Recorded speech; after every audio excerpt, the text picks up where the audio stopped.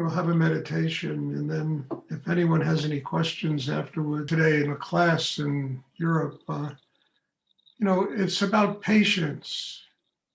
It's about organic development of an inner life. It's really about time that becomes your friend and truly helps you to grow. And, and it's really essential to have patience with yourself and not get frustrated because, and one of the ways to do that is just remember what life was like 3 months ago, 5 months ago, and see the changes that have taken place through the meditation and how they've really enabled you to begin to touch deeper elements inside yourself. It's very important. Rudy said it better than anyone. It's even in one of my books. I wrote a book of aphorisms, and I use that. He said it takes 9 months to have a baby, and it takes 1 second to die. It took Rudy 36 years of working on himself to get his enlightenment. And in 1 second, we hit a mountain and he went to God. So you all have to remember that it really is, having patience, allowing the strength to develop inside, the inner life to develop, consciousness to develop. And that really determines where one goes in their spiritual practice. It truly does, because it's easy to find fault and it's easy to find reasons not to do. It's very difficult to consistently do, to be able to use whatever, energies you've built up in your life to overcome, all the blocks and things that keep you from, evolving inside. So I'm asking you, have patience. I've been doing this for a very long time, and it's only over years that it all began to get clear to me what this is all about and how important it was in terms of building my life and my connection, with God and higher energy in the universe. So we'll have a meditation class, and then afterwards, if anyone has any questions, I'll be happy to try and answer them.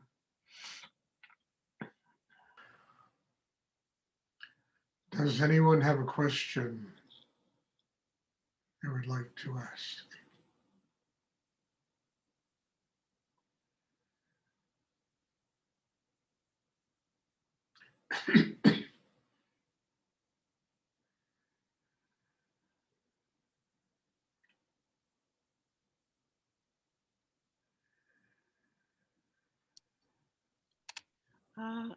May I ask you, S-H-A-K-T,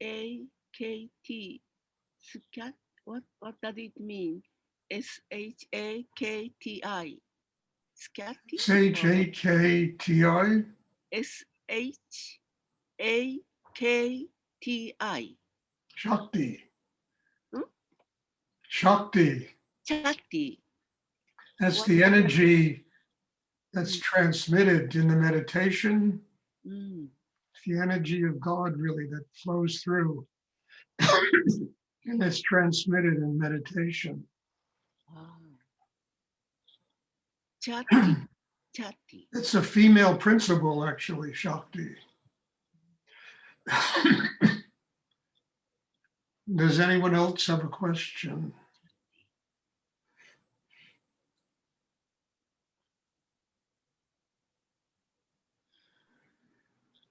Stuart? Yes. How is it that Shakti is a female principle?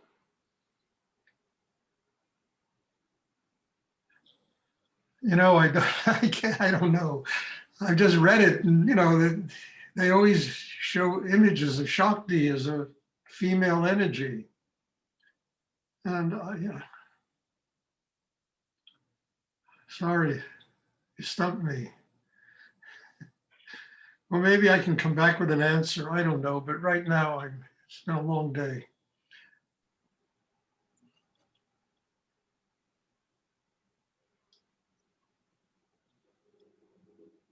I don't know. But every time I see images that people create of Shakti, it's always a female principle, female energy. You know, it's Shiva Shakti. You know, I mean, they talk about Shiva Shakti, which is the union of Shiva with his consort. It's the male-female union.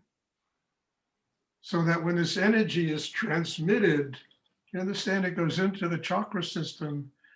And literally, well, in the sexual area, it becomes a union of Shiva and Shakti, male-female principle, unified. I mean, in Tibetan Buddhism, also Hinduism, you see all the gods, all the Rinpoches, the gurus, the, Bodhisattvas, they all have consorts. In Tibetan Buddhism, it's called Yabyum, the male-female, is called Yabyum. In Hinduism, it's called Shiva Shakti. Shiva is the masculine. Shiva is often I've seen in temples depicted as a phallus, and then it's the union of the Shakti with the Shiva. I mean, when we were in Kathmandu, when I was in Kathmandu, we used to go to Pashupatinath a lot to do meditation. And it was quite an extraordinary, I don't know how many of you have ever been there, but it's really something of another dimension, that place. And I would go there with 20, 30 people, and we would sit down and do meditation. And all along the temple, there were these sculptures that were quite incredible, done in the 4th, 5th, 6th century. And there was a Nandi, or a bull, and it was facing a lingam and a yoni with a lingam coming out of it, which was the male-female principle, the Shiva Shakti. And behind it was a cobra that was rising, which is the force of Kundalini. So, throughout history, there's always been that male-female. I mean, even God had a consort in the mystical Jewish religion, Mary, the Virgin Mary was the consort of God, created Jesus. So there's always been the union of male-female in every religion. And in Hinduism and Buddhism, it's that Shakti force, which is the female energy force that unifies. I had to get over my tiredness and wanted to talk about this. It came out, which unifies, the male-female principle, which is an essential ingredient of anybody who's going to have a spiritual life. There has to be harmony and balance. I mean, even in a macrobiotic diet, for God's sake, there's the talk of the union of the male-female according to the foods that you eat, the yin and the yang. So that principle permeates every religion. I mean, Mohammed and Fatima, it's always that male-female principle that is in every religion and in every human being, because all of those, depictions and what they talk about is literally a metaphor for what exists inside each and every one of us. We need the Shakti. The Shakti is fuel, it's energy that comes into us, that unifies with the force of Shiva, the male principle that's inside every person. Whether you're masculine or feminine, it doesn't matter. That gives birth to Kundalini. It also, in the heart center, can give birth to gratitude, and devotion and service. That union of the male-female in the heart chakra. So, I mean, that basically is what it's all about, I mean, I'm sorry I couldn't answer it immediately. It's been a long day. But basically, that's really what it's about. We need to unify the male-female principle. What flows through me is that female energy, that Shakti that goes into each person that studies. And then there's a marriage that takes place of the male-female. And that helps us transcend all this stuff about, men and women and all the stuff that goes on in the world. I mean, when a person unifies that male-female energy inside themselves, there's no longer a discrepancy between men and women. Understand? Yes, it goes on because people are crazy and women have to get paid less money and all that bullshit that goes on, which is just stupid. It's a product of the mind, But in reality, if that crazy person that says women got to get paid less would unify the male female, give the woman a raise, I promise you, the woman would get just the amount of money that the male would get if they would just do that, but they don't because it's all in their heads. Stupid, all this whole stuff of, sexual abuse and all this stuff that goes on in the world, it would all come to an end if people would unify that male-female principle in themselves. Because then it's love, it's gratitude, it's, you treat people like human beings because there's a wholeness inside. There's not this dichotomy of energy that I am better than you, or, it's all bullshit,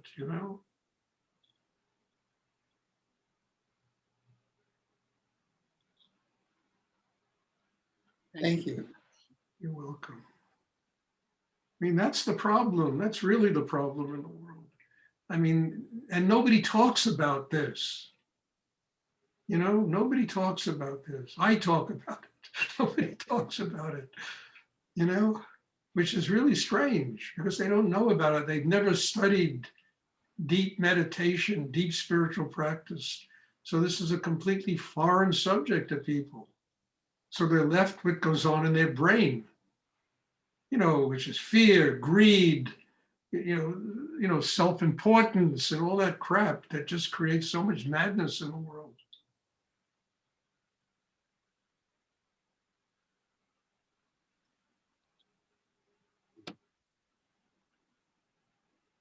Does anyone else have a question they would like to ask?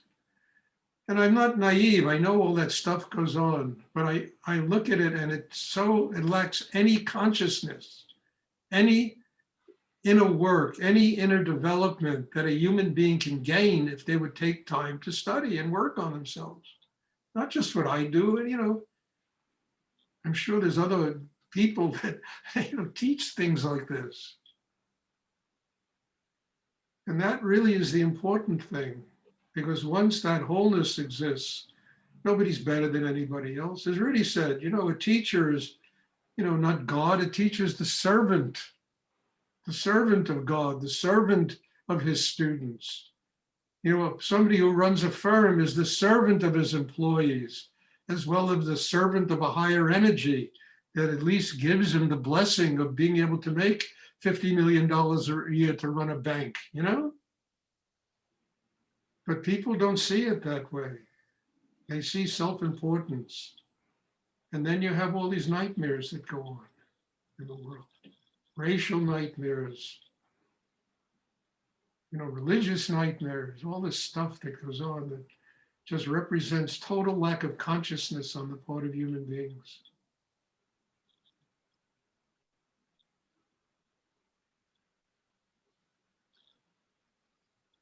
Does anyone else have a question? Whoa, you got a serious answer. Question. Thank you so much. You're welcome. Stuart, how does let's say it was the Shiva Shakti principle, Shakti's energy, I guess Shiva would be more like stillness or consciousness. How does the Shiva principle interact with that? How does what? How does the Shiva principle play out in the meditation?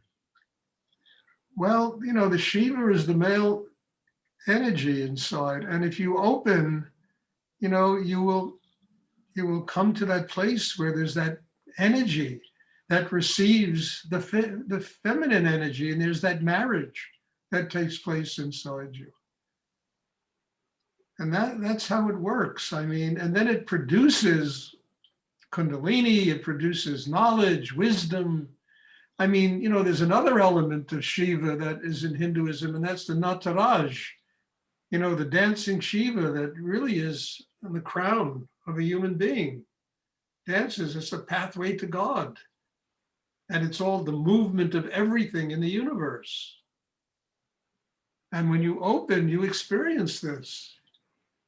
You know, you experience this, and you experience the marriage of male, female. And I mean, and as far as defining it, I can't define these things, you know? These things have always been living experience for me. I've never been able to define them. People are coming to class now. What? I mean, I've never been able to define them. I just have had these experiences through Rudy's meditation practice.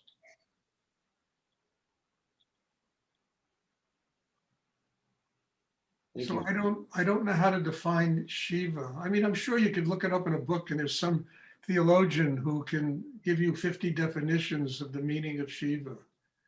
It's not my field. I don't operate that way.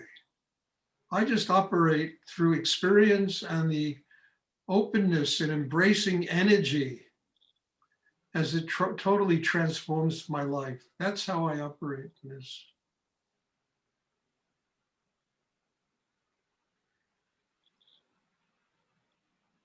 I mean, that's how I function. And I learned this from Rudy, because also Rudy was never a theological scholar. He always told people he doesn't talk theology, and it was all energy. And it was all the transformations that take place inside that allows one to use this energy in their life. And to me, this is a more incredible way to live than to know, to define these principles and everything. I mean, I don't want this to be in my head. I really want this to be living experience, what we do.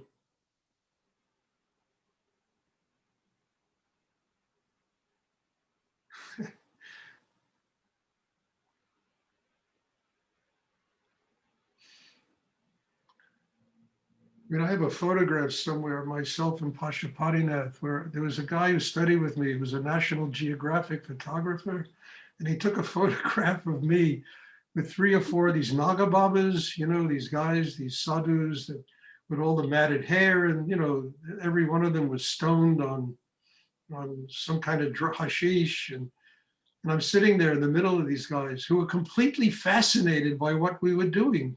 As we were sitting and meditating, they were sitting there and just staring at us, you know, and they knew something extraordinary was going on, you know, that it wasn't something in their ordinary experience.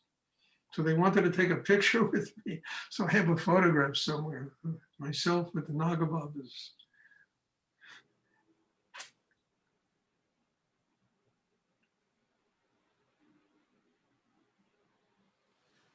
Does anyone else have a question they would like to ask?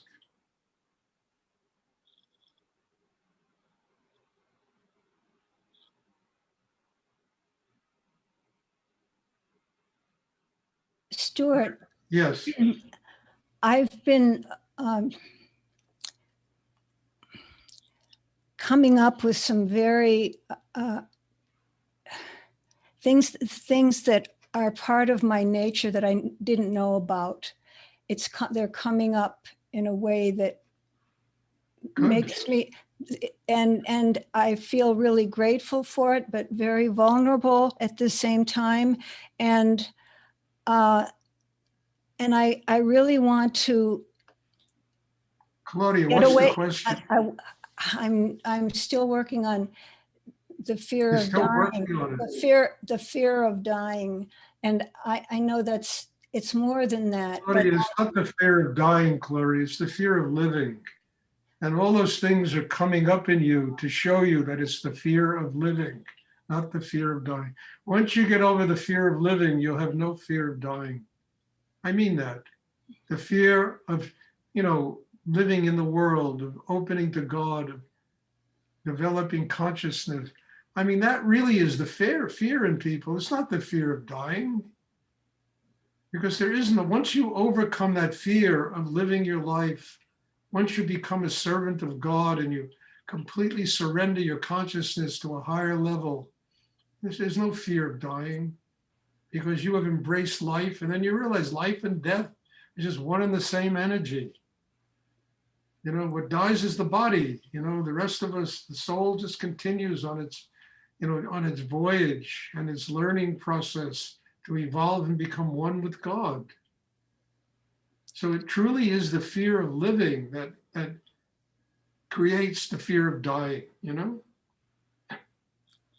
Would you say that that's being my passivity is coming out, and um, and Look, I am loving life more than I ever have. good. So then love it even more, and then you won't be afraid, you know, of anything. Yeah.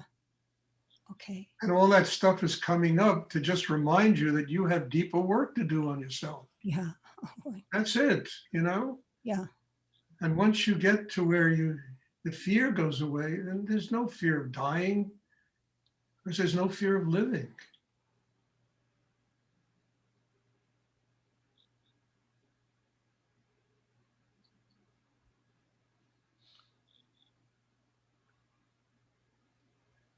Does anyone else have a question they would like to ask? And this is a hard one, because this is not just for Claudia, this is for all of us. We all have to go through this. You know, getting to a place where there's a fearlessness. And by that, I don't mean we become, you know, doing crazy things, you know, but just this, you know, the world we live in is a miracle, is God's world. It's sacred. Everything in this world is sacred. It's a great temple. And we have to stop being afraid of living in it. Once that happens, we discover the temple extends through life, through death, to the next lifetime, to eternity.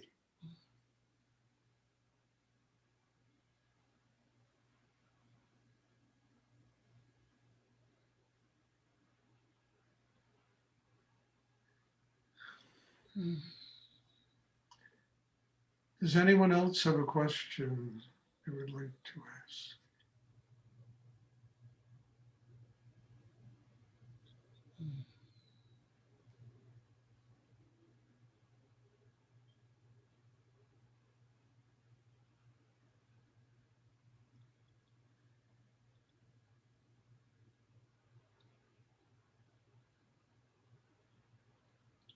Okay, there'll be a class tomorrow evening, and God bless you all. Thank you for being here. And Scott, thank you for that question. It woke me up. Great. It's good for all of us. I was so tired. I mean, I told people today, you know, I mean, look, I said, I teach 7 of these classes a week. These are not easy to go through. So like today, there's 50 something people who are in meditation. You know, it's a lot. And I also told people today, you know, people come, they don't come, they disappear. I don't see them for 2-3 weeks.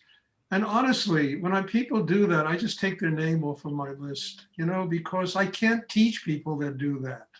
I can only teach people that make a commitment. You know, they're there 2-3 times a week. And if something, you know, like, you know, somebody like Chris had hurt her back and she emailed me, and, you know, Asisa had to leave early, but I know about these things, you know, and I told her she can leave early because, you know, she's also not been feeling so well. So if people get in touch with me, everything is all right. But if people disappear, I see them once every 2 weeks, or I can't teach people that come like that. I really can't. I mean, I am not, you know, an injection, you know, I'm not a shot in the arm that's going to give you a little energy so that you can go take some ginseng or something, you know, and get energy to get you to the next day. I mean, people are here to learn this, and they can't learn it unless, you know, there's a commitment. And when I see people just kind of disappearing or showing up, I just take their name off the list, because there's nothing I can do to teach them, you know, which taken me 30 and 40 years to learn. I can't pass that on. If people make a commitment, I promise you'll get it in quicker than 30 years. And it really transmits very quickly. So I'm just asking you that. I'm saying it. I said it to the people today in Europe and Israel. And it's just something that, in order for this to work, there has to be a commitment on my part, and there has to be a commitment on the part of people that attend.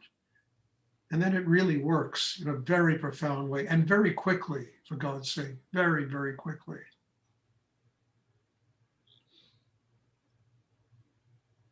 So please, everyone, have a wonderful evening and God bless you all. And I have deep gratitude for what goes on here and for every single person that attends these classes. And my commitment is real to all of you. It's not that, I don't have favorites here. Everybody is a child of God here, and everybody deserves the greatest effort I can possibly make to transmit this Shakti and energy so people can grow. And what I'm really looking forward to is when this COVID thing is over with, I can get a place and people can come, or they can live there, not the place, but in that area, and have regular classes and do hands-on healing and retreats, and really make this much more personal than through a computer. So God bless you all and thank you. And hopefully I'll see everybody tomorrow evening. Bless you. Thank you. Thank you so much. Stuart. Good night. So much.